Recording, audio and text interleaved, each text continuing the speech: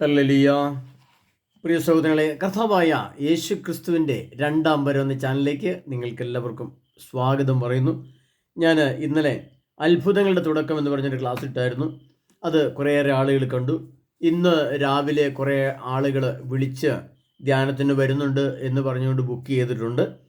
പ്രിയപ്പെട്ടവരെ, ഇതിനകത്ത് ഒന്ന് രണ്ട് കമൻറ്റുകൾ ഞാൻ പ്രത്യേകം ശ്രദ്ധിച്ചു. ഒന്ന്, ഒരു സഹോദരി ആണെന്ന് തോന്നുന്നു, ഒരു സ്ഥലം പാലായാണ്, ഒത്തിരി ദൂരെ നിന്ന് വരാൻ ബുദ്ധിമുട്ടുണ്ടെന്ന് പറയുന്നുണ്ട്. പ്രിയപ്പെട്ടവരെ, നമ്മൾ അതിൽ നിന്ന് ഒരു കാര്യം മനസ്സിലാക്കാനുള്ളത് ഇങ്ങനെയാണ്. ഞങ്ങളുടെ കണ്ണൂർ ജില്ലയിൽ നിന്നും കാസർഗോഡ് ജില്ലയിൽ നിന്നൊക്കെ ധാരാളം ആളുകൾ കൃപാസനത്തിലേക്ക് പോകുന്നുണ്ട്. ട്രെയിനിന് കയറി പോകുന്നുണ്ട്, ബസ്സിന് കയറി ബസ് സ്പെഷ്യലാക്കി പോകുന്നുണ്ട്. ഒരു ദിവസം പുള്ളി യാത്രയാണ്, എന്നിട്ടും അവർക്ക് പ്രശ്നങ്ങളൊന്നുമില്ല. അവർ പോയി അവിടെ പ്രാർത്ഥനകളും നേർച്ചകളും ആഴ്ചകളൊക്കെ നടത്തി തിരിച്ചു വരുന്നുണ്ട്. അവർക്കൊന്നും അത് പ്രശ്നമല്ല. പിന്നെ പാല എന്ന് പറഞ്ഞാൽ ഞങ്ങളുടെ കുടിയാമ്പലം എന്ന് പറയുന്ന സ്ഥലത്ത് നിന്ന് പാലയിലേക്ക് നേരിട്ട് ബസ്സുണ്ട്. 2 ബസ്സെങ്ങാണ്ട് ആ ഭാഗത്തേക്ക് ഓടുന്നുണ്ട്, ബസ് ഓടുന്നുണ്ട്. പിന്നെ പാലായിൽ നിന്ന് കണ്ണൂർ ഇറങ്ങി കഴിഞ്ഞാൽ ഇഷ്ടംപോലെ ബസ് കുടിയാമല സൈഡിലേക്ക് വരാനുണ്ട്. അപ്പോൾ ദൂരമൊന്നും ഒരു വലിയ പ്രശ്നമായിട്ട് തോന്നേണ്ട ആവശ്യമില്ല.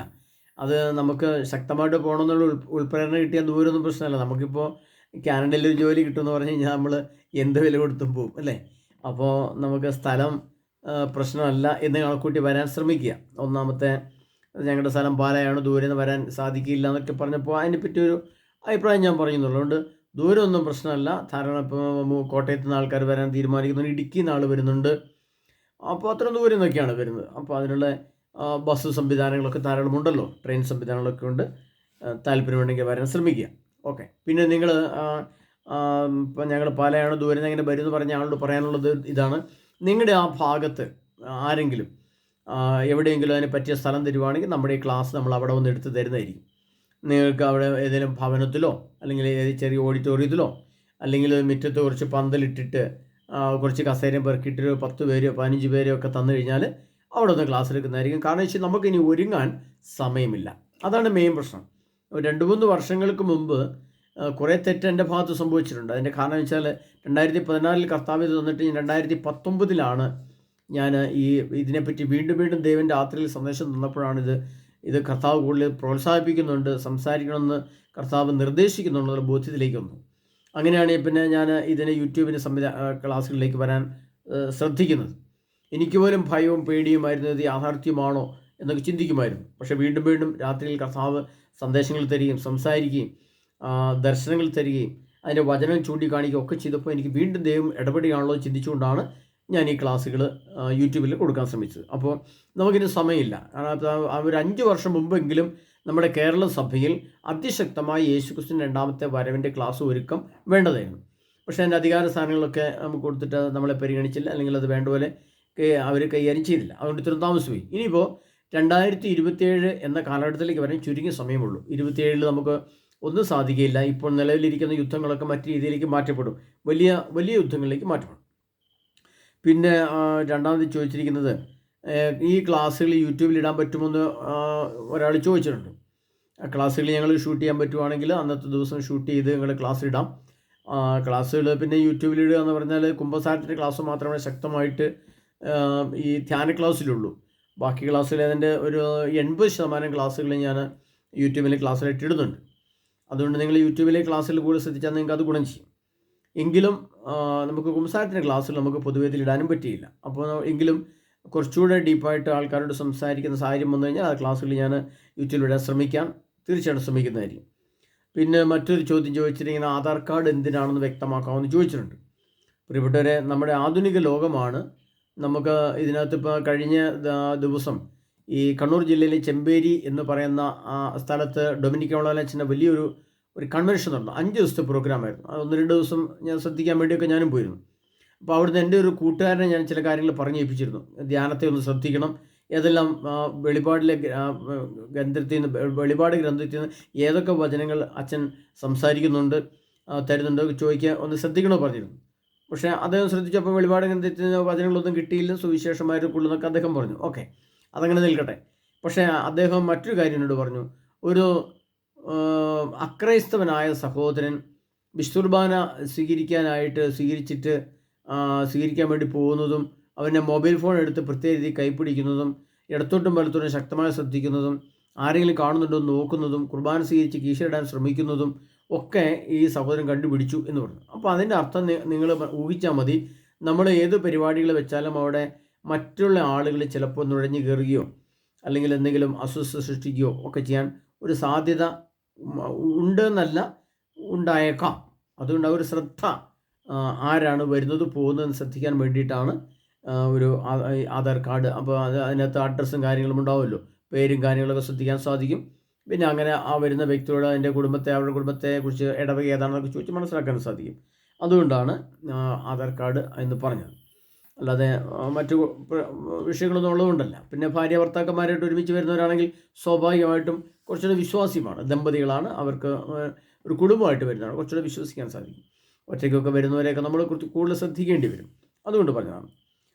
എന്നാലും പിന്നെ മറ്റൊരു കാര്യം പറയാനുള്ളത്, നമ്മളെവിടെ യാത്ര ചെയ്യുമ്പോഴും നമ്മുടെ കയ്യിൽ നമ്മുടെ രേഖകൾ, ഇപ്പോൾ ഒരു ഡ്രൈവറാണെങ്കിൽ സ്വാഭാവികമായിട്ടും ഡ്രൈവിംഗ് ലൈസൻസ് നമ്മുടെ കയ്യിലുണ്ടാവും, വിദേശത്ത് പോകുമ്പോൾ പാസ്പോർട്ട് നമ്മുടെ കയ്യിലുണ്ടാവും. പിന്നെ നമ്മൾ കുറച്ച് ജില്ല വിട്ട് പുറത്തേക്ക് പോകുമ്പോൾ നമ്മുടെ ആധാർ കാർഡ് നമ്മുടെ കയ്യിലൊരു ഐഡൻറ്റിറ്റി ആയിട്ട് വെക്കുന്നത് നല്ലതാണ്. ഈ കഴിഞ്ഞ പ്രാവശ്യം ഞാൻ തൃശ്ശൂർക്ക് യാത്ര ചെയ്തപ്പോഴും പിന്നെ ട്രെയിനിൽ TTR പരിശോധിച്ചു. അപ്പോൾ അദ്ദേഹം വന്ന് ചോദിച്ചു, നിങ്ങളുടെ ഐഡൻറ്റി കാർഡ് എവിടെയും ചോദിച്ചു. ഞാൻ എടുത്തു കൊടുത്തു. അപ്പോൾ അദ്ദേഹം അതിൻ്റെ ഫോട്ടോ എടുത്തുകൊണ്ട് പോവുകയും ചെയ്തു. അപ്പോൾ അങ്ങനെ ഒരു ആവശ്യം വരുമ്പോൾ ചോദിക്കാനും കാണിക്കാനും ഉപയോഗിക്കാൻ നല്ലതാണ്. അപ്പോൾ അതുകൊണ്ട് ആധാർ കാർഡ് നമ്മുടെ കയ്യിൽ വയ്ക്കുന്നത് നല്ലതായിരിക്കും. ഓക്കെ, ഇനി ഇതിൻ്റെ ബാക്കി ഒന്നിൻ്റെ ചെറിയ കാര്യങ്ങൾ നിങ്ങളെ ഓർമ്മിപ്പിക്കാൻ വേണ്ടിയിട്ടാണ് ഞാൻ ഇന്നൊരു വചന ക്ലാസ് അല്ല തരുന്നത്, ചില കാര്യങ്ങൾ സംസാരിക്കണം. അതായത് നമ്മുടെ ഈ ക്ലാസ്, അതായത് എന്നെ സംബന്ധിച്ചിടത്തോളം വ്യക്തമായിട്ട് പറയുകയാണെങ്കിൽ, ഞാൻ ഈ കുമ്പസാരത്തിലൂടെയാണ്, കുമ്പസാരം എന്ന് പറയുന്നത് തന്നെ ഒരു വിശുദ്ധീകരണ പ്രക്രിയയാണ്. ഒരു വ്യക്തിയെ, ആ വ്യക്തിയുടെ 3 തലം, മനസ്സ്, ശരീരം, ആത്മാവ്, അപ്പോൾ ആ മനുഷ്യൻ്റെ സമൂല വ്യക്തിത്വം, നിലവിൽ ഏത് വ്യക്തിത്വത്തിലാണോ അദ്ദേഹം ജീവിക്കുന്നത്, അത് ഒരു രാഷ്ട്രീയക്കാരനാണോ, ഒരു ഡോക്ടറാണോ, എഞ്ചിനീയറാണോ, വക്കീലാണോ, കൃഷിക്കാരനാണോ, അച്ഛനാണോ, കപ്പ്യാരാണോ, വചനപ്രഘോഷകനാണോ, ഏത് വ്യക്തിത്വത്തിലാണോ ജീവിക്കുന്നത്, ആ വ്യക്തിത്വത്തിൽ നിന്ന്, മാനുഷിക വ്യക്തിത്വത്തിൽ നിന്ന് അദ്ദേഹത്തെ പരിശുദ്ധാത്മ വ്യക്തിത്വത്തിലേക്ക്, അഥവാ ദൈവിക വ്യക്തിത്വത്തിലേക്ക്, അഥവാ ഒരു ആത്മീയ വ്യക്തിത്വത്തിലേക്ക് മാറ്റുക. എന്നിട്ട് ആ മാറ്റപ്പെടുന്ന ആത്മീയ വ്യക്തിത്വത്തിൽ സ്ഥിരമായി നിൽക്കാനുള്ളൊരു പ്രചോദനം, ശക്തി, ഊർജം കൊടുക്കുക. അതുപോലെ തന്നെ ഈ തെരുതെരുള്ള കുമ്പസാരം നമുക്ക് ഗുണം ചെയ്യില്ല, നമുക്കത് ദോഷമേ ചെയ്യുള്ളൂ. കാരണം കുമ്പസാരത്തെ നമ്മൾ നിസ്സാരമായിട്ട് നമുക്ക് തോന്നും. പെട്ടെന്ന് ഇപ്പോൾ ഭർത്താവിനോട് നമുക്ക് ഒരു ദേഷ്യം തോന്നി, ഭർത്താവിനെ നമ്മളൊരു എന്തോ ചീത്ത വിളിച്ചു. അപ്പോൾ ഭാര്യയ്ക്ക് തോന്നണം, അയ്യോ അദ്ദേഹം ചീത്ത വിളിച്ചു പോയല്ലോ, എന്താ ചെയ്യുക എന്ന് ചോദിച്ചിട്ട് വല്ലാത്തൊരു കുറ്റം തോന്നുന്നു. അപ്പോൾ നമുക്ക് പോയി കുമ്പസാരിക്കാം. എങ്കിലും അതിശക്തമായൊരു കുമ്പസാരം നമ്മൾ കുമ്പസാരിച്ചാൽ, ദൈവത്തിൻ്റെ മുമ്പിൽ ഒരു നീതീകരണ പ്രക്രിയ നടത്തിയാൽ നമ്മുടെ അധരം അങ്ങനെയൊന്നും പൊങ്ങില്ല എന്നുള്ളതാണ് എൻ്റെ ശരി. നമുക്കൊരു ചീത്ത വിളിക്കാനോ അല്ലെങ്കിൽ 2 മറുപടി പറയണമെന്നോ നമുക്ക് തോന്നും. ഒരുപക്ഷെ ഭർത്താവ് ഭാര്യ ചീത്ത വിളിക്കുകയായിരിക്കാം, അല്ല ഭാര്യ ഭർത്താവിനെ ഭത്സിക്കുകയായിരിക്കാം, അല്ലെങ്കിൽ സമൂഹത്തിൽ നിന്നൊരു വ്യക്തി തെറി വിളിക്കുകയായിരിക്കാം, അല്ലെങ്കിൽ നമ്മുടെ സഭാധികാരി വിളിച്ച് നമ്മളെ താക്കീത് ചെയ്യുകയായിരിക്കാം. അപ്പോൾ നമുക്കത് 2 വർത്തമാനം പറയണം, 2 ഡയലോഗ് മറുപടി കൊടുക്കണമെന്ന് ഒരു ഉൾപ്പെടേരണ ഉണ്ടാവും. പക്ഷേ ദൈവത്തിൻ്റെ പരിശുദ്ധാത്മാവ് അപ്പോൾ പറയും, അരുത്. ഉള്ളിൽ നിന്ന് പറഞ്ഞ് നമുക്ക് കേൾക്കാൻ പറ്റും, മിണ്ടരുത്. ഇപ്പോൾ അദ്ദേഹം തെറി പറഞ്ഞോട്ടെ, അല്ലെ അദ്ദേഹം നമ്മളെ അങ്ങനെ പറഞ്ഞോട്ടെ, അല്ലെങ്കിൽ തെറ്റിദ്ധരിച്ച് സംസാരിച്ചോട്ടെ, അല്ലെ മകനോ മകളോ ഭാര്യയോ ആരുമായിക്കോട്ടെ, നിങ്ങൾ മോശമായിട്ട് ഇപ്പോൾ സംസാരിച്ചുകൊണ്ടിരിക്കുകയാണ്, നിങ്ങൾ കേട്ടുകൊണ്ട് നിൽക്കുകയാണ്, നിങ്ങളവിടെ കേട്ടുകൊണ്ട് നിൽക്കുക, മറുപടി ഒന്നും പറയണ്ട. അപ്പോൾ അദ്ദേഹത്തിന് പറയാനുള്ളതൊക്കെ പുറകെ കേട്ട് കഴിഞ്ഞ് അദ്ദേഹം അങ്ങ് പോകും. നമ്മൾ യേശുവെ അങ്ങെല്ലാം കേട്ടല്ലോ എന്ന് പറഞ്ഞ് യേശുവിനെ സ്തുതിച്ച്, ഹൃദയത്തിൽ സ്തുതിച്ച് നമ്മളും അങ്ങോട്ട് പോകും. 1, 2, 3 ദിവസം കഴിയുമ്പോൾ ഈ ചീത്ത വിളിച്ച് പുള്ളി ചിന്തിക്കും, ഞാൻ അത്രയൊക്കെ ആ മനുഷ്യനെ ചീത്ത വിളിച്ച് തെറി പറഞ്ഞിട്ടും അദ്ദേഹം ഒരു മറുപടി പറഞ്ഞില്ല, എന്തായിരിക്കും അതിൻ്റെ കാരണം? അപ്പോൾ അയാൾ അന്വേഷിക്കും, എന്തുകൊണ്ടാണ് അദ്ദേഹം, ഞാൻ ഇത്രമാത്രം പരസ്യമായി തെറി പറഞ്ഞിട്ടും അദ്ദേഹം ഒരു മറുപടി പോലും പറഞ്ഞില്ലല്ലോ. അല്ലെങ്കിൽ സാധാരണ മനുഷ്യരുടെ അപ്പം തന്നെ കയറി അടിക്കുകയോ അല്ലെങ്കിൽ പ്രശ്നം ഉണ്ടാക്കുകയോ തിരിച്ച് തെറി പറയുകയോ ചെയ്യും. അപ്പോൾ ഈ തെറി പറഞ്ഞ വ്യക്തി അല്ലെങ്കിൽ ആ പ്രവൃത്തി ചെയ്ത വ്യക്തി പിന്നീട് മാനസാന്തരപ്പെടുന്നതായിട്ട് കണ്ടിട്ടുണ്ട്. അതാണ് എൻ്റെ പ്രത്യേകത. അതായത് ഞാൻ തെറി പറഞ്ഞു പോയല്ലോ, അല്ലെങ്കിൽ അദ്ദേഹത്തെ ഞാൻ ഉപദ്രവിച്ചല്ലോ, അദ്ദേഹത്തെ വേദനിപ്പിച്ചല്ലോ, എന്നോട് ക്ഷമിക്കണമേ എന്നുള്ള രീതിയിൽ പിന്നീട് ആ ഉപദ്രവിച്ച വ്യക്തി മാനസാന്തരപ്പെടുവാൻ കാരണമാകുന്നതിൻ്റെ അടിസ്ഥാന കാരണം പറഞ്ഞാൽ, നമ്മൾ നല്ല ശക്തമായ വിശുദ്ധീകരണ പ്രക്രിയ, കുമ്പസാരം, പാപത്തെയും തിന്മയും വേർതിരിച്ചറിഞ്ഞ് അതിൻ്റെതായ നിബന്ധനകളിൽ കൂടി കുമ്പസാരത്തിൽ ഏറ്റുപറഞ്ഞ് വിശുദ്ധീകരണ പ്രക്രിയ കഴിഞ്ഞ്, കുമ്പസാരം കഴിഞ്ഞ് പുറത്തൊക്കെ ഇറങ്ങി കഴിഞ്ഞാൽ നമ്മൾ ചെയ്തു പോയ പാപത്തിൻ്റെ പരിഹാര പ്രവൃത്തി കൂടി ചെയ്യണം. നമുക്ക് പറ്റിയിരിക്കുന്ന ഏറ്റവും വലിയ അബദ്ധം എന്ന് പറയുന്നത്, കുമ്പസാരിച്ചു, ഞാൻ ഫ്രീ ആയി, ഞാൻ രക്ഷപ്പെട്ടെന്നാണ് വിചാരിക്കുന്നത്. ഒരിക്കലുമില്ല പ്രിയ സഹോദരനെ. ഏത് കുമ്പസാരത്തിൽ പറഞ്ഞ ഏത് പാപവും തിന്മയും ഉണ്ട്. ആ തിന്മയായിട്ട് ചെയ്യുമ്പോൾ അതിന് പ്രതിഫലം മരണമാണ് നമുക്കറിയാം. അപ്പോൾ അതിന് തിന്മയുടെ രൂപത്തിൽ ചെയ്ത പാപത്തിന് അതിന് കുമ്പസാരത്തെ ഏറ്റു പറയുമ്പോൾ അതിൻ്റെ ആത്മാവിൻ്റെ തലം ശരിയാവും, പക്ഷേ അതിൻ്റെ ശാരീരിക തലം ശരിയാവുന്നില്ല. ഉദാഹരണം പറഞ്ഞാൽ ഞാൻ ഒരാളെ അടിച്ചു, അടിച്ചു കഴിഞ്ഞാൽ ഞാൻ എൻ്റെ ഒരു കൂട്ടുകാരനെ ഞാൻ അടിച്ചു പോയതിനോട് ക്ഷമിക്കണമെന്ന് പറഞ്ഞ് കുമ്പസാരത്തെ ഏറ്റു പറഞ്ഞപ്പോൾ അതിൻ്റെ ആത്മീയ തലം ശരിയായി. പക്ഷേ ഞാൻ അടിച്ചു എന്ന വ്യക്തിയോട് ഞാൻ എന്തായാലും പോയി മാപ്പ് പറയണം. ഞാൻ പറയുന്ന സഹോദര, ഞാൻ നിങ്ങളെ അടിച്ചു പോയി, നിങ്ങൾ തെറി പറഞ്ഞ് കേട്ടപ്പോൾ ദേഷ്യം നിങ്ങൾ അടിച്ചു പോയി, ക്ഷമിക്കണം കേട്ടോ, എന്നോട് ക്ഷമിക്കണമേ നമ്മൾ പറയാൻ പോകുന്നത്. അപ്പോഴാണ് അത് തിന്മയ്ക്ക് പരിഹാരം ചെയ്യണം. തിന്മയ്ക്ക് പരിഹാരം ചെയ്തില്ലെങ്കിൽ എന്താ അതിൻ്റെ പ്രശ്നം ചോദിച്ചാൽ വീണ്ടും നമുക്ക് നമ്മുടെ ആത്മാവ് പ്രേരണ തന്നുകൊണ്ടിരിക്കും. വീണ്ടും പാപം ചെയ്യാനോ തിന്മ ചെയ്യാനോ പ്രചോദനം തന്നുകൊണ്ടിരിക്കും, ഉൾപ്രേരണ വന്നുകൊണ്ടേയിരിക്കും. അപ്പോൾ അതേ സ്ഥാനത്ത് നമ്മൾ കുമ്പസാരത്തിൽ ഏറ്റു പറഞ്ഞ പാപങ്ങൾ നമ്മൾ പരിഹാരം കൂടെ ചെയ്ത് കഴിയുമ്പോൾ നമ്മുടെ ആത്മാവ് നമ്മൾ തന്നെ പറയും, സൂക്ഷിക്കണം. ഈ കഴിഞ്ഞ പ്രാവശ്യം നീ ഒരു സാധനം മോഷ്ടിച്ചു, അല്ലെങ്കിൽ എന്നിട്ട് അത് തിരിച്ചുകൊണ്ട് അവിടെ തന്നെ വെച്ച് കൊടുത്തു, അത് ചെയ്യണം, ഇനി വീണ്ടും നാളെ മോഷ്ടിക്കാൻ നിൽക്കരുത്. നമ്മൾ ഉള്ളിൽ നിന്ന് ദൈവത്തിൻ്റെ ആത്മാവ് സംസാരിക്കുന്നതാണ്. അങ്ങനെ ഒത്തിരി കാര്യങ്ങൾ ഈ കുമ്പസാരം എന്ന പ്രക്രിയയിലൂടെ നമുക്ക് സംഭവിക്കും. അവിടെ കുമ്പസാരത്തിന് ഓടിച്ചെന്ന് കുമ്പസാരിക്കാനുള്ളതൊന്നും അല്ല ഒരു കുമ്പസാരം എന്ന് പറയുന്നത്.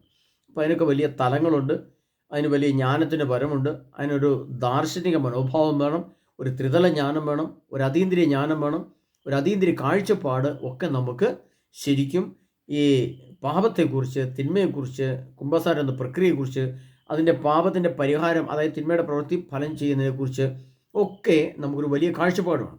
അങ്ങനെയുള്ള ക്ലാസ്സുകളൊക്കെ നമുക്ക് എളിയദാസൻ്റെ ക്ലാസ്സിൽ കൂടെ നിങ്ങൾക്ക് ലഭിക്കുന്നതായിരിക്കും. അതായത് ഒരു കുമ്പസാരത്തിൻ്റെ ക്ലാസ് നിങ്ങൾ കേട്ട് കുമ്പസാരിച്ച് കഴിഞ്ഞാൽ പിന്നീട് നിങ്ങൾക്ക് ഒരു 6 മാസമോ ഒരു വർഷമോ ഒക്കെ കഴിഞ്ഞിട്ടായിരിക്കും കുമ്പസാരിക്കാൻ പ്രേരണ ഉണ്ടാകും. അതാണ് നമ്മുടെ അധരം തുറക്കില്ല. നമ്മുടെ അധരത്തിലൂടെയാണ് നമ്മൾ വീണ്ടും തിന്മ ചെയ്യുന്നത്.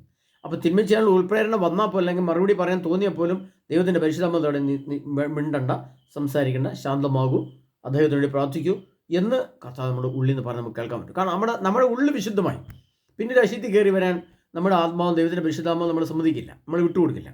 അപ്പോൾ അങ്ങനെ അതിശക്തമായ നമ്മൾ ഇന്ന് സഭയിൽ കാണുന്ന ഒരു സാമാന്യ കുമ്പസാരം ഒന്നുമല്ല കുമ്പസാരം എന്ന് പറയുന്നത്. അതിൻ്റേതായ വലിയ തലങ്ങളുണ്ട്. കുമ്പസാരത്തെ എത്രമാത്രം ആരെല്ലാം അപമാനിച്ചാലും, അതിനെ എത്രമാത്രം കളിയാക്കി കാണിച്ചാലും, കാരണം അത് കുമ്പസാരിച്ച വ്യക്തിയല്ല തിന്മ ചെയ്ത് കുമ്പസാരത്തെയൊക്കെ മോശമാക്കി കാണിച്ചത് അതിൻ്റെ ചില ആളുകളൊക്കെയാണ്. അതൊക്കെ പോട്ടെ, അന്ന് ഞാൻ പറയുന്നില്ല. പക്ഷേ നമുക്ക് കർത്താവിൻ്റെ മുമ്പിൽ നീതി ലഭിക്കണം. ഞാൻ മരിക്കുമ്പോൾ ദൈവമായ കർത്താവ് എൻ്റെ ആത്മാവിനെയാണ് വിധിക്കുന്നത്, എൻ്റെ വൈദികനെയോ എൻ്റെ ഭാര്യ കുഞ്ഞുങ്ങളല്ല വിധിക്കുന്നത്. നീ എന്തു ചെയ്തു, നീ എന്ത് പ്രവർത്തിച്ചു, നീ എങ്ങനെ ഈ പ്രശ്നത്തെ കൈകാര്യം ചെയ്തു, നീ ഈ പാപത്തിൻ്റെ തിന്മയും വേർതിരിച്ച് കണ്ടോ, നീ എന്തൊക്കെയാണ് ഇതിന് പരിഹാരം ചെയ്തത്, അത് എന്നോടാണ് ചോദിക്കുക. ഞാൻ ചെയ്ത എല്ലാ പ്രവൃത്തികളും വാക്കിനും ദൈവം എന്നോടാണ് കണക്കുന്നത്. എൻ്റെ ഭാര്യയുടെ മക്കളുടെ സമൂഹത്തോട് ചോദിക്കില്ല, അല്ലെങ്കിൽ എൻ്റെ സഭയുടെ വൈദ്യരോട് ചോദിക്കില്ല.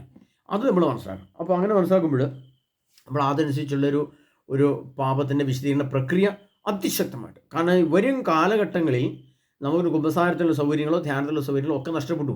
അതല്ലേ ഇതങ്ങൾ പെട്ടെന്ന് നിന്നു പോകുന്ന സംവിധാനമാണ്. ഈ ധ്യാന ക്ലാസ്സുകൾ, ധ്യാന പ്രസംഗങ്ങൾ, ധ്യാനങ്ങൾ, ദേവാലയങ്ങൾ, കുർബാനകളൊക്കെ ഒരു നിശ്ചിത സമയം വരുമ്പോൾ പെട്ടെന്ന് കൊറോണ വന്ന പോലെ ബ്ലോക്കായി തീർന്ന് ഇല്ലാതെയായി പോകും, ശുഷ്കവും ശൂന്യമായി പോകും. നമ്മൾ വിചാരിക്കുക സഭയൊക്കെ ഇങ്ങനെ മുന്നോട്ട് പോയിക്കൊണ്ടേയിരിക്കും, ഇതിങ്ങനെ അനസ്യൂതം പാപം ചെയ്യാം, എപ്പോഴും പാപം ചെയ്യാം, എപ്പോഴും കുമ്പസാരിക്കാം, എപ്പോഴും കുർബാന സ്വീകരിക്കുക. ഇതിങ്ങനെ ഒരു ശീലം പോലെ നമുക്കായിപ്പോയി. പാപവും തിന്മയും ചെയ്യുക, ഓടിച്ചെന്ന് കുമ്പസാരിക്കുക, പിന്നെ കുർബാന സ്വീകരിക്കുക. അതുകൊണ്ട് കഴിഞ്ഞ പ്രാവശ്യത്തെ ക്ലാസ്സിൽ ഞാൻ പറഞ്ഞു, നിങ്ങൾ ശ്രദ്ധിച്ചിട്ടുണ്ടാവും, നമുക്ക് 2 ജ്യൂസിൻ്റെ കാര്യം നിങ്ങൾ മറക്കരുത്. ഒന്ന് ആദ്യത്തെ നല്ല ജ്യൂസും, പിന്നെ രണ്ടാമത്തെ മാലിന്യം നിറഞ്ഞ ജ്യൂസും. നമ്മുടെ ആത്മാവും മനസ്സും ശരീരവും അശുദ്ധിയും നന്മയും തിന്മയും ഉള്ള ഒരു ശരീരമായിട്ട് മാറാൻ പാടില്ല.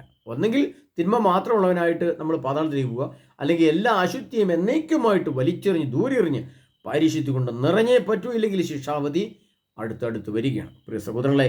അതുകൊണ്ട് കഴിഞ്ഞ ദിവസം ക്ലാസ്സിൻ്റെ മറുപടിയായിട്ട് പറഞ്ഞ ആൾക്ക് ദൂരമൊന്നും ഇന്നത്തെ കാലത്ത് പ്രശ്നമല്ല, കഴിയുമെങ്കിൽ വരാൻ ശ്രമിക്കുക. കാരണം വെച്ചാൽ അടുത്ത മാസം അല്ലെങ്കിൽ അടുത്ത വർഷം നമുക്ക് വരാൻ പറ്റാത്ത വിധമുള്ള പ്രശ്നങ്ങൾ സമൂഹത്തിൽ. മഴക്കാലം വന്ന് നമുക്കറിയാം, വാഹന ഗതാഗതമൊക്കെ പെട്ടെന്ന് പെട്ടെന്ന് ബ്ലോക്കാവും, മുല്ലപ്പെരിയാറിൻ്റെ പ്രശ്നങ്ങളൊക്കെ കിടക്കുകയാണ്, അതിൽ പ്രശ്നങ്ങൾ വരാം. യുദ്ധം ആഗോളതലത്തിൽ നിന്ന് ഗാസ പോലെ യൂറോപ്പിൻ്റെ അങ്ങോട്ട് ഉള്ളത് ആഗോളതലത്തിലേക്ക് യുദ്ധം വ്യാപിച്ചു കഴിഞ്ഞാൽ എന്ത് സംഭവിക്കും? അവിടെ വലിയ പ്രശ്നങ്ങൾ അവിടെ വരും, അതും എല്ലാവരും ബാധിക്കും. ഇനി ലോകത്തെ എപ്പോഴത്തെ എന്ത് പ്രശ്നമുണ്ടായാലും അതെല്ലാവരും ബാധിക്കുന്ന രീതിയിലാണ് ലോകത്തിൻ്റെ സംവിധാനം, അതിൻ്റെ കിടപ്പ് അങ്ങനെയാണ്, പഴയ കാലം പോലെയല്ല. ഒരു വാർത്ത വന്നാൽ ലോകം മുഴുവൻ എല്ലാവരും അറിയും. ഒരു ബ്ലോക്ക് വന്നാൽ, ഇപ്പോൾ ഒരു ഇൻ്റർനെറ്റ് സംവിധാനം വന്നാൽ ലോകം എല്ലായിടത്തെയും ബാധിക്കും. ഒരു വിമാന സർവീസ് വന്നു കഴിഞ്ഞാൽ നമ്മുടെ രാജ്യത്തേക്കുള്ള വരാനിരുന്ന ആളുകൾക്ക് വരാൻ പറ്റാതെ വരും. അപ്പോൾ നമ്മുടെ രാജ്യത്തെയും ബാധിക്കും. ഇപ്പോൾ അമേരിക്കയിൽ നിന്ന് 4 വിമാനം കൂടി കയറി വന്നതിൽ നമ്മുടെ കേരളത്തിലേക്ക് വരുന്ന ആൾക്ക് വരാൻ പറ്റില്ല. അപ്പോൾ എല്ലാവരും ബാധിക്കുന്ന പ്രശ്നങ്ങളാണ് ഇനിയുള്ള കാലഘട്ടങ്ങൾ. അപ്പോൾ അതുകൊണ്ട് അതേപോലെ തന്നെയാണ് സഭയെ ബാധിക്കുന്ന പ്രശ്നങ്ങളും നമ്മുടെ സഭയെ ബാധിക്കുന്ന പ്രശ്നങ്ങൾ വന്നാലും എല്ലാവരെയും ബാധിക്കും. എല്ലാവരും പറഞ്ഞാൽ ക്രിസ്ത്യൻ ആളുകളെ കൂടുതൽ ബാധിക്കും. അപ്പോൾ അതുകൊണ്ട് ഏറ്റവും അവസാന കാലഘട്ടങ്ങളിൽ എത്തി നിൽക്കുന്ന കാലഘട്ടങ്ങളിലാണ് നമ്മളൊരു കേൾക്കാത്ത ക്ലാസ് അല്ലെങ്കിൽ ധ്യാനം കൂടുക എന്നുള്ളത് ചിന്തിച്ചുകൊണ്ട് നമ്മൾ ഈ ക്ലാസ്സുകൾ ശ്രദ്ധിക്കുക, വരാൻ പറ്റുന്നിടത്തോളം വരിക. കാരണം ഇത് ഏതു നിമിഷവും നമ്മുടെ ഈ സംവിധാനങ്ങൾക്കൊക്കെ മാറ്റം വന്നേക്കാം, അല്ലെങ്കിൽ നിർത്തപ്പെട്ടേക്കാം, അല്ലെങ്കിൽ അതിനെ നമുക്ക് മാറ്റി ഒഴിവാക്കേണ്ട സാഹചര്യം വന്നേക്കാം. ഇതൊക്കെ മനസ്സിലാക്കിക്കൊണ്ട് നമുക്ക് ശക്തമായിട്ട്, അതിശക്തമായിട്ട് തിരുവചനം എന്ന് പറയുന്നൊരു വസ്തു പോലെ തന്നെയാണ്. ഇപ്പോൾ പ്രിയപ്പെട്ടത്, പേന എന്ന് നമ്മളിത് വസ്തുവായിട്ട് കാണും. ഇതിനെ അങ്ങ് മാറ്റി കഴിഞ്ഞിട്ട് പേന എന്നൊരു പേപ്പറിൽ എഴുതിയാൽ അവിടെ പേന കാണുന്നില്ല, പക്ഷേ അതിൻ്റെ അക്ഷരരൂപമാണ് കാണുന്നത്. ആ അക്ഷരരൂപം കാണുന്നില്ല, വേറെ ആൾ പേന എന്ന് പറയുകയാണ് ചെയ്യുന്നത്. അപ്പോൾ എന്താ ചെയ്യുക, ആ പേന എന്നൊരു ശബ്ദരൂപമാണ് നമ്മൾ കേൾക്കുന്നത്. മറ്റൊരു കുറച്ചും അങ്ങോട്ട് മാറി കഴിയുമ്പോൾ പേനയുടെ പടമാണ് കാണുന്നത്, ചിത്രമാണ് കാണുന്നത്. പക്ഷേ അത് ഒറിജിനൽ പേനയല്ല, അതിൻ്റെ ചിത്രമാണ്. എന്ന് പറയുന്നത് പോലെ തന്നെയാണ് ദൈവം എന്ന് പറയുന്ന ആളും. യേശു എന്ന് പേരെഴുതുന്നു, ആ പേരിന് അക്ഷരരൂപമുണ്ട്. അല്ലെങ്കിൽ യേശു എന്ന് വാക്കുച്ചരിക്കുന്നു, അത് ശബ്ദരൂപമാണ്. യേശുവിൻ്റെ ചിത്രം കാണുന്നു, അത് ചിത്രരൂപമാണ്. യേശുവിൻ്റെ ശില്പരൂപം കാണുന്നു, അത് ശില്പമാണ്. അത് യേശുവിൻ്റെ പ്രതിമയാണ്, രൂപമാണ്. യേശുവിൻ്റെ ആത്മാവ് അത് അഗ്നിയാണ്, പരിശുദ്ധാത്മാവാണ്. ഇങ്ങനെ ഒത്തിരി കാര്യങ്ങൾ ദൈവത്തെക്കുറിച്ചും നമ്മുടെ അജ്ഞത നിമിത്തം നമ്മൾ ദൈവത്തെ ഗ്രഹിക്കാതെ പോകുന്നുണ്ട്. അപ്പോൾ അതെല്ലാം ഗ്രഹിക്കാനുള്ള അവസരം നമ്മൾ കണ്ടെത്തിക്കൊണ്ട് നമ്മൾ അന്വേഷിക്കുകയും പഠിക്കുകയും ധ്യാനിക്കുകയും ഗ്രഹിക്കുകയും ചെയ്തുകൊണ്ട് നമ്മൾ മുന്നോട്ട് പോകാൻ ശ്രമിക്കണം. അതിനായിട്ട് ഇന്നത്തെ ക്ലാസ്സുകൾ ഞാൻ ഉപയോഗിക്കുകയാണ്. വളരെ യേശുക്രിസ്തുവിൻ്റെ രണ്ടാമത്തെ വരവുമായിട്ട് ബന്ധപ്പെട്ട ക്ലാസ്സുകൾ, അതിൻ്റെ ധ്യാന പഠന വിഷയങ്ങൾ, അതുമായിട്ട് ബന്ധപ്പെട്ട പ്രാർത്ഥനകളും കുമ്പസാരങ്ങളും കൗൺസിലിംഗ് കാര്യങ്ങളൊന്നുമില്ല. വചനമാണ് യഥാർത്ഥ കൗൺസിലിംഗ് എന്ന് പറയുന്നത്, ദൈവവചനമാണ്. കാരണം നമ്മൾ ഒരു വലിയൊരു ധ്യാന ടീമായിട്ടൊന്നും രൂപാന്തരപ്പെട്ടിട്ടില്ല. അതിനുള്ള പശ്ചാത്തലം പാട്ടുകാർ വേണം, അച്ഛന്മാർ വേണം, അതുപോലെ തന്നെ കൗൺസിലേഴ്സ് വേണം, ടീമുകളൊക്കെ വരും. ഇതൊക്കെ കുറച്ചുകൂടി മുന്നോട്ട് പോകുമ്പോൾ ചിലപ്പോൾ ദൈവം അതെല്ലാം കൂട്ടിച്ചേർത്താൽ ഇതെല്ലാം നിങ്ങൾക്ക് ലഭിക്കും. അല്ലെങ്കിൽ നമ്മൾ ദൈവവചനത്തിൽ കൂടെ തന്നെ കടന്നു പോകും. കർത്താവിൻ്റെ വചനം ശക്തമായിട്ട് ശ്രമിക്കുക, ഗ്രഹിക്കുക, അത് മനസ്സിലാക്കുക. നമുക്ക് കിട്ടാത്ത ക്ലാസ്സുകളും കേൾക്കാത്ത വചനങ്ങളും ആണ് നമുക്ക് കൂടുതൽ നിങ്ങൾക്ക് ഞാൻ തരുന്നത്. അതുകൊണ്ട് അടുത്ത ഈ ഏപ്രിൽ 4, 5, 6 തീയതികളിൽ കഴിയുന്നത്ര ആളുകൾ വന്നാൽ നമുക്ക് ഈ കാര്യങ്ങളൊക്കെ വൃത്തിയായിട്ടും ഭംഗിയായിട്ടും മനോഹരമായിട്ടും കേൾക്കാൻ സാധിക്കും. അത് മുൻകൂട്ടി ചെയ്ത് കഴിയുമ്പോൾ ഞാൻ പറയും, ഇത്ര ആളുകളായി, ഇനി നമുക്ക് സീറ്റില്ല എന്ന് പറയും ഞാൻ. ധാരാളം ആളുകൾ ബുക്കിംഗ് ആയാൽ ഇപ്പോൾ തന്നെ 6-7 ആളുകളോളം നമുക്ക് വിളിച്ച് പറഞ്ഞിട്ടുണ്ട് ഇന്നത്തെ ദിവസം തന്നെ. ഓക്കെ, പ്രിയ സഹോദരങ്ങളെ, കർത്താവായ യേശു ക്രിസ്തു നമ്മെ ഓരോരുത്തരെയും സമൃദ്ധമായി അനുഗ്രഹിക്കട്ടെ. കർത്താവായ യേശു ക്രിസ്തു തിരുവചനം എൻ്റെ ഹൃദയത്തിൽ ആഴത്തിൽ പതിയട്ടെ. കർത്താവായ യേശു ക്രിസ്തുവിൻ്റെ പരിശുദ്ധാത്മാവ് നമ്മളെ, നമ്മുടെ ചലനത്തെ, നമ്മുടെ ശ്രദ്ധയെ, നമ്മുടെ കാഴ്ചപ്പാടുകളെ, നമ്മുടെ പഠനത്തെ, നമ്മുടെ എല്ലാ കാഴ്ചപ്പാടുകളെയും പരിശുദ്ധാത്മാവ് മാത്രമായിട്ട് നയിക്കട്ടെ. അശുദ്ധിയായിട്ട് കാണാനും അതിനെ മാറ്റി നിർത്താനും, തിന്മയായിട്ട് കണ്ട് അതിനെ ബഹിഷ്കരിക്കാനും, നന്മയായിട്ട് മുറുകെ പിടിക്കാനും ഒക്കെ നമ്മളെ ദൈവത്തിൻ്റെ പരിശുദ്ധാത്മാവാണ് നമ്മളെ നയിക്കുന്നത്. ഒരു സ്ട്രീറിംഗ് പോലെയാണ് പരിശുദ്ധാത്മാവ്. ഒരിടത്തോട്ട് തിരിയണമോ വലത്തോട്ട് തിരിയണമോ അതൊക്കെ നിയന്ത്രിക്കുന്നു. ഒരാത്മാവിൻ്റെ നിയന്ത്രണം, ഒരു മനുഷ്യൻ്റെ നിയന്ത്രണം പൂർണ്ണമായിട്ടും പരിശുദ്ധാത്മാവ് ഏറ്റെടുത്താൽ നമ്മൾ പുറത്തേക്കൊക്കെ ഇറങ്ങുമ്പോൾ നമ്മൾ ആരോട് സംസാരിക്കണം, എന്തു സംസാരിക്കണം, എന്ത് സാധനം വാങ്ങണം, എപ്പോൾ നമ്മൾ തിരിച്ച് വീട്ടിലേക്ക് പോകണതൊക്കെ പരിശുദ്ധാത്മാവ് തന്നെ പറയും. നീ എത്രയും പെട്ടെന്ന് വേഗം വീട്ടിലേക്ക് പോവുക, അല്ലെങ്കിൽ നീ ആ സാധനം വേഗം മേടിച്ച് വെക്കുക, അടുത്ത ബസ്സിന് കയറി പോവുക, അതിലൊന്ന് സ്വന്തം വണ്ടിയുണ്ട് എത്രയും സാധനം മേടിച്ച് ഭവനത്തിലേക്ക് തിരിക്കുക. സന്ധ്യാപ്രാർത്ഥനയ്ക്ക് സമയം ഇനി അരമണിക്കൂറുകൾ അതിന് തയ്യാറാവുക. നാളെ ഞായറാഴ്ചത്തെ ദേവാലയത്തിൽ പോകുന്നതിന് വേണ്ടി ആവശ്യമുള്ള ഡ്രസ്സുകൾ കാര്യങ്ങളൊക്കെ എടുത്തു വയ്ക്കുക. വെള്ള വസ്ത്രങ്ങൾ കൂടുതൽ ധരിക്കുക. സ്ത്രീകളാണെങ്കിൽ ചുരിദാറുകളൊക്കെ എടുത്ത് മാറ്റി വെക്കണം. സാരി മാത്രമാണ് ഉടുക്കേണ്ടത്. അങ്ങനെ ക്രമീകരിക്കുക. ഇതെല്ലാം നിയന്ത്രിക്കുന്നത് പരിശുദ്ധാത്മാവ്. പരിശുദ്ധാത്മാവെന്ന് പറയുന്നത് ദൈവമാണ്. അത് ദൈവത്തിൻ്റെ അഗ്നിരൂപമാണ്, അത് ജ്ഞാനമാണ്, അത് ശക്തിയാണ്, അത് ഊർജ്ജമാണ്. അപ്പോൾ അതെല്ലാത്തിനും നമ്മളെ നയിക്കുന്നത് പരിശുദ്ധാത്മാവായിരിക്കണം. അപ്പം ഒരു വ്യക്തിയുടെ നിയന്ത്രണത്തെ, അവൻ്റെ ഇന്ദ്രിയങ്ങളുടെ കംപ്ലീറ്റ് നിയന്ത്രണത്തെ ദൈവത്തിൻ്റെ പരിശുദ്ധാത്മാവ് ഏറ്റെടുക്കണമെങ്കിൽ ഏറ്റെടുക്കണമെങ്കിൽ ഒറ്റ കണ്ടീഷനേ ഉള്ളൂ. വെളിപാട് 22:14 പ്രകാരം നമ്മൾ ഒരുങ്ങേണ്ടതായിട്ടുണ്ട്. എല്ലാ അശുദ്ധമായ, അതായത് ശരിക്കും പറഞ്ഞാൽ യേശുവിൻ്റെ വചനവും യേശുവിൻ്റെ പാട്ടുകളും യേശുവിൻ്റെ ധ്യാനവും ആരാധനയും ക്ലാസ്സുകളും അതിൻ്റെതായ പദ്ധതിയായിട്ട് മാത്രം മുന്നോട്ട് പോവുക. ബാക്കിയുള്ള എല്ലാ ഇന്നത്തെ സോഷ്യൽ മീഡിയ സംവിധാനങ്ങൾ, മറ്റാഡംബര മേഖലകൾ, പ്രിയപ്പെട്ടവരെ, ചില വിവാഹത്തിന് പോലും ഞാൻ പോകാറില്ല. പല വിവാഹത്തിന് ഞാൻ സംബന്ധിക്കാറില്ല. സ്വന്തക്കാരുടേതും സുഹൃത്തുക്കളെക്കാണെങ്കിലും ഞാൻ ബഹിഷ്കരിക്കുകയാണ് ചെയ്യുന്നത്. കാരണം വെച്ചാൽ അവിടെ ചെന്ന് കഴിഞ്ഞാൽ നമ്മൾ തിന്മ കാണേണ്ടി വരും. അപ്പോൾ കർത്താവ് പറയും, നീ എന്തിനാ തിന്മയ്ക്ക് കൂട്ടുനിന്നത് എന്ന് ചോദിക്കും. അത് പുറപ്പാടിൻ്റെ പുസ്തകത്തിൽ എഴുതിയിട്ടുണ്ട്. അത് ഞാൻ അടുത്ത ദിവസങ്ങളിൽ ആ വചനം നിങ്ങൾക്ക് പറഞ്ഞുതരാം. നിൻ്റെ ആത്മാവ് അതിൽ പങ്കുചേരരുത് എന്നാണ് കർത്താവ് എന്ന് പറയുന്നത്. അതായത് എൻ്റെ ആത്മാവ് അശുദ്ധമായ മ്ലേച്ഛതകളിലോ കാര്യങ്ങളിലോ മറ്റുള്ളവരുടെ തിന്മകളിലോ ആഡംബരങ്ങളിലോ നമ്മൾ പങ്കുചേരരുത്, നമ്മൾ മാറി നിൽക്കേണ്ടി വരും. അപ്പോൾ കർത്താവ് നമ്മളോട് പറയും, നീ നാളത്തെ പരിപാടിക്ക് പോകണ്ട, ആ കല്യാണത്തിന് പോകണ്ട, അല്ല പള്ളിപ്പെരുന്നാളിന് പോകണ്ട. ഇപ്പോൾ അല്പം മുമ്പ് വെറുതെ ഒന്ന് മൊബൈൽ നോക്കിയപ്പോൾ കണ്ടത് വലിയ ചെണ്ടമേളും കുരിശൊക്കെ എടുത്ത് റോഡേ കൂടെ ഇങ്ങനെ പോകുന്നു. കുറേ അതിൻ്റെ കട്ടൗട്ടുകൾ ഇങ്ങനെ ഈ മൊബൈലിനകത്ത് ആരോ ഇങ്ങനെ എൻ്റെ വാട്സപ്പിൽ ഇട്ട് തന്നിട്ടുണ്ട്. കുറേ ആൾക്കാരും കിട്ടുന്നുണ്ട്. ഞാൻ വെറുതെ നോക്കിയതാണ്. കുറേ പള്ളിപ്പെരുന്നാൾ കുരിശും കുടയൊക്കെ പിടിച്ച് ഇങ്ങനെ ചെണ്ടമേളമൊക്കെ ആയിട്ട് ഇങ്ങനെ പോവുകയാണ്. ഒരു കാര്യമില്ല പ്രിയ സഹോദരങ്ങൾ. അതുകൊണ്ടൊന്നും ആ പ്രദർശനമൊക്കെ എന്നേക്കും ദൈവം വെറുക്കുകയാണതെല്ലാം.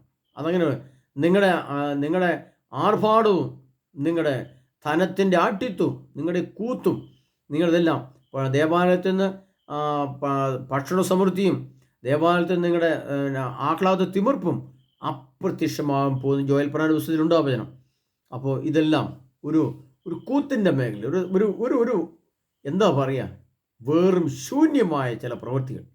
അത്രയല്ലാണ്ട് ഒന്നും നമുക്ക് പറയാനില്ല. ദൈവികമായിട്ട് പഠിക്കുമ്പോൾ ശരിക്കും പഠിച്ചു കഴിഞ്ഞാൽ ഇപ്പോഴത്തെ പള്ളിത്തിരുന്നാളുകളും അതിൻ്റെ പരിപാടികളെല്ലാം വെറും ഒരു അമ്പലത്തിൽ, പണ്ടത്തെ കാലത്ത് അമ്പലം മുറ്റത്ത് ധാരാളം ഇങ്ങനെ കുറേ കൂത്തുകൾ നടക്കുമെന്ന് പറഞ്ഞു കേട്ടിട്ടുണ്ട്. എന്ന് പറഞ്ഞാൽ ഒരു കൂത്താണിതെല്ലാം. ചെണ്ടമേളങ്ങളും ബാൻഡുമേളകളും ഇതെല്ലാം ദൈവത്തിന് മുമ്പിൽ അനീതിയാണ്, തിന്മയാണ്. അതിന് പങ്കുചേരുന്നത്. ഇങ്ങനത്തെ പരിപാടികളിൽ കർത്താവ് നിൻ്റെ ആത്മാവ് അതിൽ പങ്കുചേരരുത്.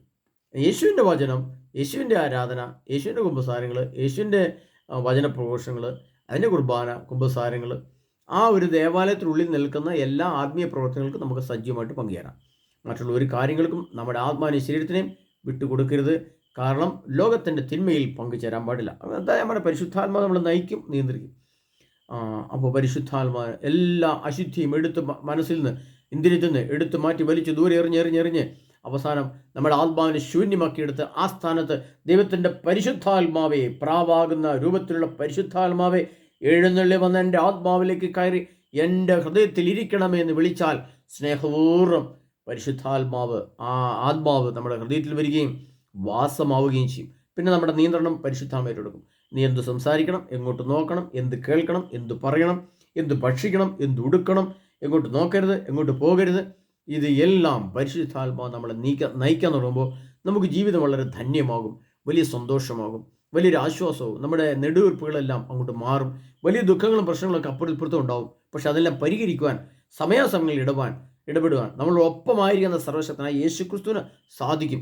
അതാത് സമയത്ത് ദൈവം ഇടപെടുകയും ആ പ്രശ്നത്തെ പരിഹരിച്ച് തരികയും ചെയ്യും. കാരണം നമ്മൾ ഈ പരിശുദ്ധാത്മാവുണ്ട്. നമ്മൾ പറയുന്നുണ്ട്, നിന്റെ പരിശുദ്ധാത്മാവിനെ ദുഃഖിപ്പിക്കരുതെന്ന് കർത്താവ് നമ്മൾ പറയുന്നുണ്ടെങ്കിൽ, ദൈവത്തിൻ്റെ പരിശുദ്ധാത്മാവിനെ നമ്മുടെ ഹൃദയത്തിൽ സ്വീകരിച്ച് വെച്ചിട്ടുണ്ടെങ്കിൽ ആ പരിശുദ്ധാത്മാവ് നമ്മളെ സംരക്ഷിക്കും. ആ പരിശുദ്ധാത്മാവ് നമ്മളെ മുന്നോട്ട് നയിക്കും. ആ പരിശുദ്ധാത്മാവ് നമ്മളെ കാര്യങ്ങൾ ഏറ്റെടുക്കും. കഴിഞ്ഞ 2-3 മാസം മുമ്പ് എൻ്റെ വീട്ടിൽ എനിക്ക് തന്നെ ഒരു പ്രശ്നം ഉണ്ടായത്. സാമ്പത്തികമായിട്ട് വലിയ ഞെരുക്കത്തിലേക്ക് വന്നു. പൈസ തീരില്ലാത്ത അവസ്ഥ വന്നു. അപ്പോൾ ഞങ്ങൾ തമ്മിൽ, ഞങ്ങളുടെ ഭാര്യങ്ങൾ ഞങ്ങൾ ഷെയർ ചെയ്ത് എന്ത് ചെയ്യും, വല്ലാത്ത ടൈറ്റിലാണല്ലോ, വിഷമമാണല്ലോ. പെട്ടെന്ന് ഞങ്ങൾ പറയും, കർത്താവായ യേശുവേ, ഞങ്ങളുടെ സാമ്പത്തികങ്ങൾ തീർന്നുപോയി, സാമ്പത്തികമായിട്ട് വളരെ സാമ്പത്തിക ക്ലേശമാണ് അനുഭവിക്കുക, ഇപ്പോൾ നാളെ മുതൽ കയ്യിലൊന്നുമില്ല എന്നൊക്കെ പറഞ്ഞ് എല്ലാം കർത്താവ് നിങ്ങളുടെ കരങ്ങളിൽ ഏൽപ്പിക്കുന്നു, അങ്ങയുടെ കരങ്ങളിൽ സമർപ്പിക്കുന്നു. ഇതൊന്നും ഞങ്ങളുടെ വിഷയമല്ല, പരിശുദ്ധാത്മാവിനെ ഏൽപ്പിക്കുന്നു. പരിശുദ്ധാത്മാവെ, ഞങ്ങളെ നയിക്കണമേ, നിയന്ത്രിക്കണമേ, ശക്തിപ്പെടുത്തണമേ, ഞങ്ങളുടെ ആവശ്യങ്ങളിൽ ഇടപെടണമേ പറഞ്ഞു. 3-ാമത്തെ ദിവസം അക്കൗണ്ടിലേക്ക് ഒരു 10,000 രൂപ വരുവാനിടയായി. പ്രിയപ്പെട്ട, ഇതൊക്കെ ഇങ്ങനെ പറയാൻ ഒത്തിരി ഉണ്ട്. പക്ഷേ നമ്മളത് അങ്ങനെ പറയേണ്ട ആവശ്യം നമുക്ക് തോന്നില്ല. അപ്പോൾ പറഞ്ഞു വന്നത് ഇതാണ്, ദൈവത്തിൻ്റെ പരിശുദ്ധാത്മാവ് ഒരു വ്യക്തിയെ ഏറ്റെടുത്താൽ, ദൈവത്തിൻ്റെ പരിശുദ്ധാത്മാവിന് വാസമാകാൻ നമ്മുടെ ഇപ്പോഴത്തെ ഹൃദയത്തിൽ സ്ഥാനം കൊടുത്താൽ, ആ പരിശുദ്ധാത്മാവിന് അറിയാം നമുക്ക് എന്ത് വേണമെന്ന്. സാമ്പത്തികമാണോ വേണ്ടത്?